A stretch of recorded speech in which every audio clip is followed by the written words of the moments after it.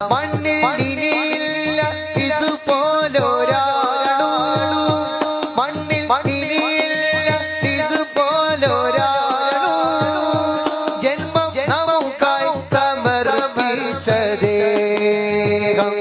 മണ്ണിൽ ഇനിയില്ല ഇതുപോലൊരാളു, ജന്മം നമുക്കായി സമർപ്പിച്ചതേ. തീയും കനലും പതകുന്ന കാലം, തീയും കനലും പതകുന്ന കാലം, കൂട്ടിനായി വന്നു ചേരും സഹായം. ലോകത്തൊരു കാതും കേൾക്കാത്തതില്ല എന്റെ